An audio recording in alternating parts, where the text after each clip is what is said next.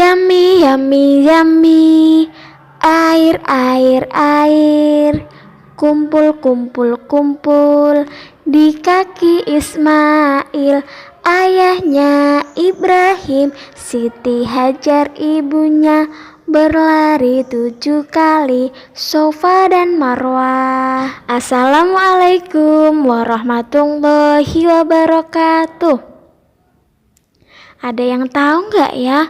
Tadi lagu yang dinyanyikan Ustadzah itu lagu tentang siapa ya? Ya, tentang Nabi Ismail. Karena hari ini kita akan belajar tentang kisah keteladanan Nabi Ismail. Nabi Ismail adalah putra Nabi Ibrahim dengan Siti Hajar. Beberapa hari setelah Siti Hajar melahirkan Ismail, keduanya diajak Nabi Ibrahim pindah ke Mekah. Yang Mekah pada saat itu masih berupa lautan padang pasir yang sunyi, tandus dan gersang. Atas perintah Allah, Nabi Ibrahim meninggalkan keduanya untuk kembali ke Palestina. Suatu ketika, Hajar dan Ismail kehabisan air. Ismail menangis kehausan sambil menghentakkan kakinya. Seperti lagu tadi, Hajar bingung berlari mencari mata air di antara bukit Safa dan Marwah sampai 7 kali. Tetapi tetap tidak ditemukan air. Nah, pada terakhir tiba di Marwah, ia mendengar suara malaikat Jibril. Hajar dibawa malaikat Jibril ke tempat Zam-Zam. Dengan kekuasaan Allah, memancarlah air dari tanah yang melimpah kemana-mana. Kemudian malaikat Jibril berkata, "Zam-Zam," yang artinya berkumpullah. Siti Hajar segera mengumpulkan air itu. Mata air tersebut sampai sekarang disebut Zam-Zam. Ketika mengetahui Mekah terdapat sumber air, bangsa Arab Jurhum yang hidup berpindah-pindah meminta izin kepada Hajar untuk menetap. Hajar mengizinkan dengan imbalan memberi barang dagangan.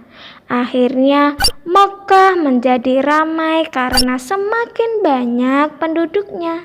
Ketika Nabi Ibrahim kembali ke Mekah untuk menemui anak dan istrinya, alangkah tercengangnya beliau melihat air yang banyak, dan tempat itu sudah menjadi desa yang subur makmur.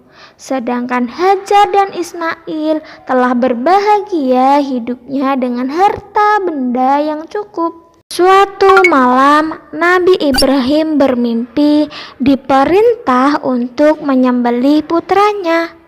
Setelah yakin bahwa mimpi tersebut benar-benar perintah Allah, maka Nabi Ibrahim menyampaikan kepada Nabi Ismail. Mendengar perkataan ayahnya, dengan penuh ketaatan Nabi Ismail menerimanya.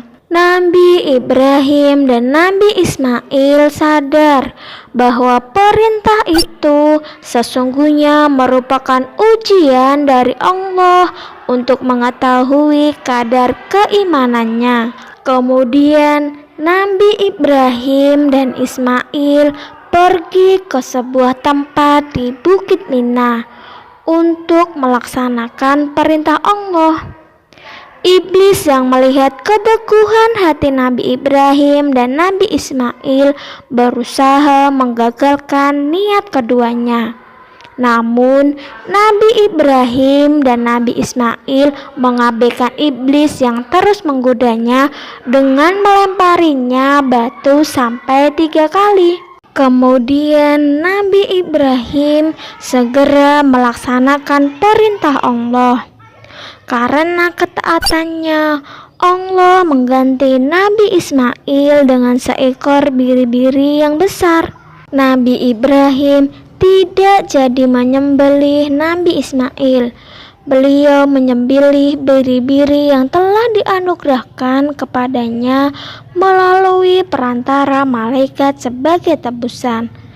Peristiwa itu merupakan awal diperintahkannya berkurban bagi umat Islam setiap hari raya Idul Adha. Setelah peristiwa penyembelihan itu, kemudian Nabi Ibrahim dan Nabi Ismail membangun Ka'bah. Ka'bah merupakan bangunan suci di Masjidil Haram Mekah. Ka'bah atau Baitullah dijadikan kiblat sholat bagi umat Islam sedunia. Ka'bah menjadi pusat tempat ibadah yang didatangi umat Islam dari seluruh penjuru dunia. Sekarang, apa ya yang bisa kita teladani dari kisah Nabi Ismail? Yang pertama, taat dan berbakti kepada orang tua. Orang tua adalah orang yang telah merawat dan menjaga kita. Ayah mencari nafkah, membimbing dan menjaga kita. Ibu adalah orang yang mengandung, melahirkan, merawat dan membesarkan kita. Jasa kedua orang tua kita sangat besar.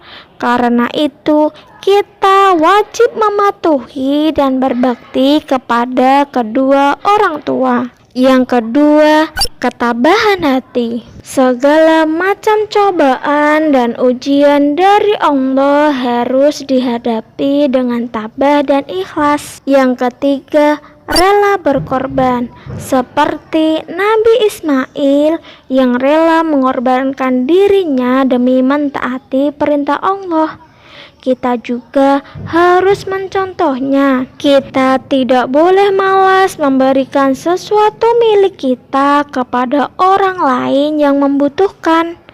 Berikanlah dengan penuh keikhlasan dan hanya mengharap ridho dari Allah. Yang terakhir, memohon perlindungan kepada Allah. Godaan setan terhadap manusia tidak akan pernah ada akhirnya hingga kiamat. Kita pasti juga tidak akan terhindar dari godaan setan. Untuk itulah kita perlu memohon perlindungan dari godaan setan agar tidak mengikuti jalan kesesatan dan menjadi teman mereka di neraka nanti. Alhamdulillah, hari ini kita telah selesai belajar tentang kisah Nabi Ismail. Jangan lupa, kisah Nabi Ismail harus kita jadikan contoh dalam kehidupan kita. Wassalamualaikum warahmatullahi wabarakatuh.